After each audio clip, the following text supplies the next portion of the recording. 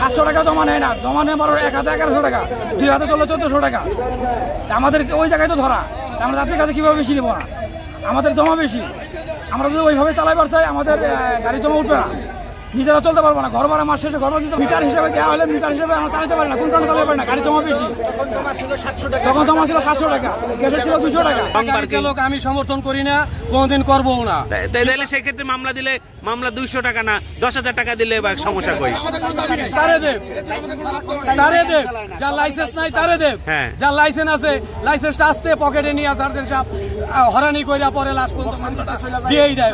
ঠিক আছে, মানে লাইসেন্স থাকার পরেও মামলা দেয়, লাইসেন্সের মামলা। আর ঢাকা শহর কোনো পার্কিং এই নাই, তাই আমরা রাখবো কই? আমরা জনগণের স্বার্থে এছাড়া দেয়, একটা যাত্রী এছাড়া দেয়, আমরা এর গাড়ি টুটে দিয়ে পায়ে চাপাই গাড়িটা, তখন এই সার্জেন্ট সামনে দেয় তার কাগজ দাও, হঠাৎ করে কাগজ পাতি নিয়ে বক্সে চলে যায়, বক্সে যায় হ্যাঁ মন মতো দাঁড়াবো হয়ে লয়, আর না হইলে আমাদের কিছু লেনদেন করতেই হয়।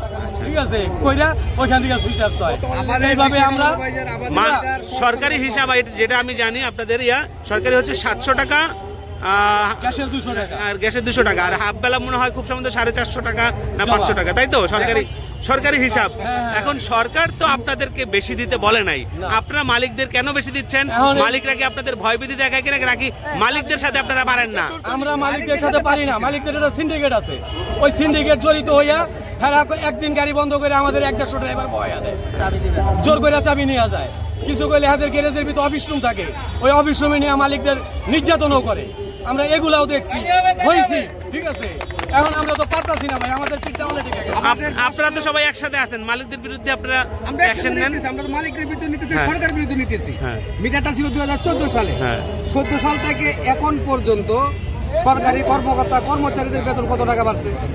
14 সালে চাউলের কেজি ছিল কয় টাকা? 40 টাকা, 35 টাকা ছিল চাউলের কেজি। 2025 সালে মোটা চাল 80 থেকে 100 টাকা। সেই ক্ষেত্রে এই যে মিটারটা 2014 সালে যে মিটারটা, এই মিটারটা আপনারা আপডেট না করে কিভাবে আমাদের গায়ে? আপনারা কি মনে হয় যে মিটারটা সমন্বয় করে দিলে ভালো হয়? মিটার ভাড়া সমন্বয় করে দেওয়া, আমরা ওইটাই চাচ্ছি। আমাদেরকে মিটারটা যদি সংস্কার করা হয়, 2 কিলো 100 টাকা বা 80 টাকা, এখন কিলো আছে 12 টাকা, আমাদেরকে 18 টাকা কিলো করলে আনাপ, 18 টাকা কিলো, প্রতি কিলো 18 টাকা, 3 টাকা বা মানে ওয়েটিং চার্জ 3 টাকা। মানে এটা আপনারা কি প্রস্তাব করছেন? বাকিটা আলোচনা সাপেক্ষে, সব আলোচনা সাপেক্ষে। কিন্তু মিটারটা 14 সাল থেকে এই পর্যন্ত সরকারি কর্মকর্তা বলেন, কর্মচারী বলেন, ঘর ভাড়া থেকে শুরু করে কি আগের জায়গায় আছে না বাড়ছে? এর প্রশ্ন আপনার কাছে। আগে জায়গায় যদি না থাকে, যদি আপডেট হয়ে থাকে, তাহলে আমাদের আপডেটটা হয়। আচ্ছা, এখন শেষ, এখন কোনো পার্কিং নাই। কেউ বলতো আপনি বাসার সামনে থেকে আসছেন, ভাই আমি অমুক জায়গায় যাবো, গাড়ি আস্তে করে বেড়ে করছে, এই রং পার্কিং। আমাদের তো কোনো পার্কিং এর ব্যবস্থা নাই, তাহলে এই মামলাটা কি বৈধ না অবৈধ? বস্তু আপনার কাছে সরকার পার্কিং দেয়, আমরা পার্কিং এ রাখবো। সরকার পার্কিং না দিয়ে আমাদের ক্ষতিগ্রস্ত মামলাটা করে আমাদের